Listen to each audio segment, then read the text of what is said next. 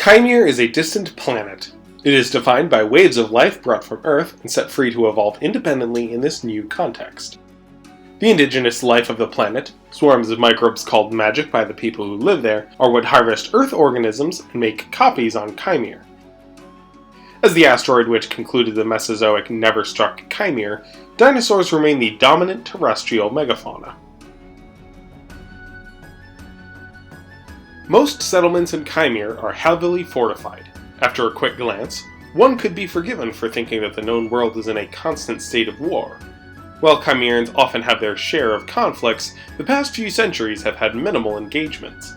Even so, peoples of the known world invest a great deal of time, resources, and energy in the construction and maintenance of their fortifications. The reason for this investment is simple. Here there be monsters. The archetypical Chimeran settlement, called a ring town, is a circular wall. Living quarters are typically on the second story. In the interior of the settlement are communal gathering places and resources, sometimes just a garden and temple, while larger settlements might have a smithy, woodshed, mill, dining hall, or stables. The communal gardens often grow produce with their own hereditary magic, an invaluable relic from the first children, which Chimerans can yield high returns in a small space, with the right care and attention. The structure is fairly consistent, and materials vary depending on available resources. Picardiant and Kaline settlements are usually made of timber, Kadjarith and Crescent often from stone, and Shu make theirs of clay and horsehair. While the walls are of great significance, perhaps more important is the ditch or moat dug around the walls. The interior often has irrigated fresh water coming through, but it may also have a well or in some cases be built beside a river, although since many regions are hit hard with flooding during the monsoon season, most peoples prefer to settle on higher ground.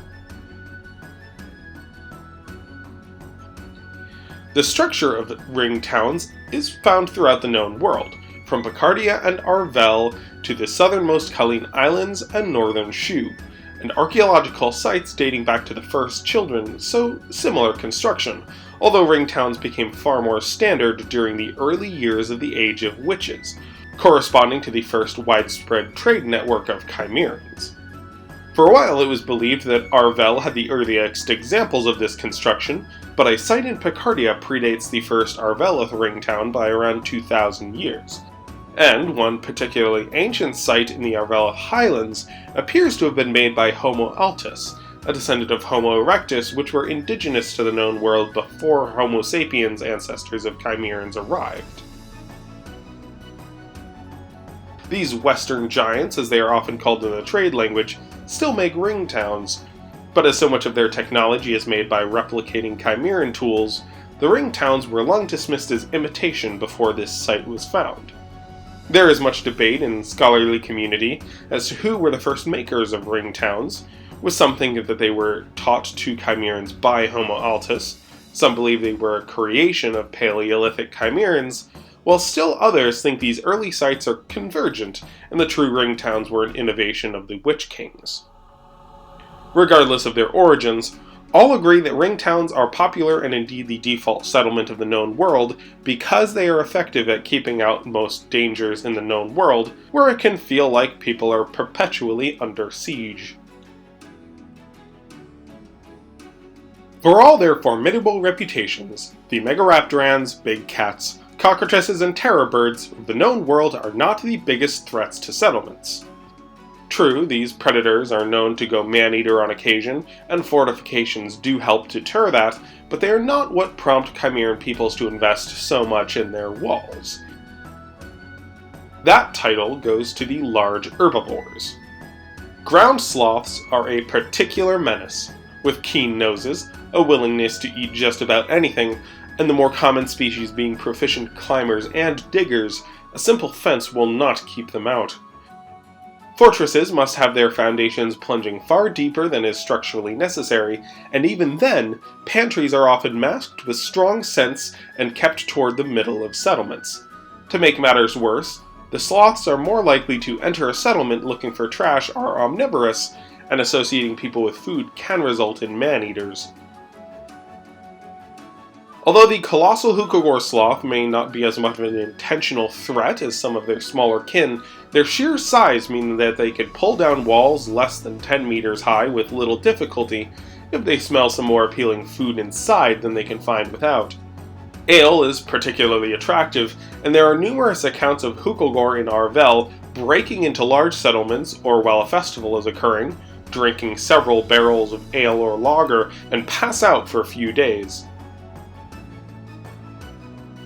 Titanosaurs are an enduring problem. Pushing down trees occupies much of their day-to-day lives, and shoving their way through a wall poses little challenge, especially if they see a verdant garden within. Titans are one of the main reasons to make a ditch or trench, which holds them off far more effectively than a wall of stone or wood. They are sure-footed creatures when paying attention, but they prefer dry lowlands which don't have a need to proceed with caution. A ditch might not be insurmountable, but it is likely to make them reconsider. Ring towns are the conventional fortified settlement in the known world and common wherever Chimerans must contend with large destructive megafauna, but this is not the context of the entire known world. In fact, outside of Arvel, the Shu, and Picardia, fortifications much more reflect and prioritize the wartime utility of castles on Earth. The development of Chimeran castles is a logical progression from ring towns, though. Rather than having the living quarters on the second floor, these apartments are typically within a secondary ring, with the fortifications outside. The walls of the fortification are built to repel humanoid attackers, not beasts, and so far more resemble the crenellations and machicolations we see on castles on Earth. The earliest of these sorts of castles are found in the mountains of the Crescent, although most have since been replaced by more sophisticated designs. Walls are constructed by most Kaleen peoples to fortify their islands, but this is more to keep out raiders and the occasional threatening beast crawling in from the waves. Often wooden planks and key low points will suffice, but some invest in stone. In The Reaper's Choice, 5th novella of my latest anthology, the island of Krakenstone has 2 layers of fortified walls, which prove instrumental in Kirut and his friends' defense of the settlement from a horde of demons and the dead. As one might expect, the regions that see the most conflict have the most elaborate castles. The Mountains of the Crescent, which was in a near-constant state of conflict for many thousands of years until imperial consolidation, and Qajar, a region with large fields that support a massive population that has come into no shortage of conflicts throughout the years. Especially during the consolidation wars of the Republic, castles were the location of most conflicts, unlike the open field battles that more defined early imperial conquest. Especially in the lands of the Nerotans, castles became massive, complex, and imposing structures, often with many walls surrounding the final keep. Crescent castles, which are often built around their mountain homes, also contain many walls, and although they were in a constant state of war, they were so heavily constructed around defense that few battles took place, for not many lords dared surrender their defensive advantages, and defenses far outpaced the potential for offense. Because of this, the vast armies of the Empire were able to conquer through prolonged siege, cutting off supply and trade lines, and waiting for the famished kings within their halls to stumble out and sign off their land and title. Utkubmit was an exception to this trend, famously constructing a wide network of tunnels and paths throughout the mountains to not only sneak in supplies to outlast the Imperial troopers, but also to have their archers use guerrilla tactics from unseen vantage points, taking out swaths of the enemy and disappearing long before Imperial scouts could find their origin. For all their mind-dominating magics, the first children were also reliant on fortifications. Their settlements often had walls of bamboo commanded by magic to grow to certain forms, often braided for strength. The Celestial Wall, one of the few remaining relics, is what terrestrially isolates the peninsula of Qajar.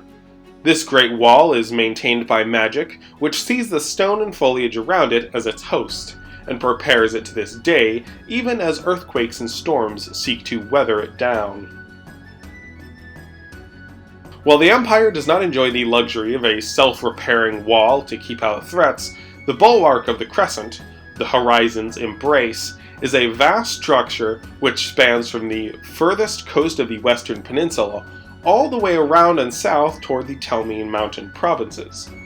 It is a wall which has been maintained and rebuilt for many thousands of years, and has effectively kept out some of the larger and more destructive megafauna.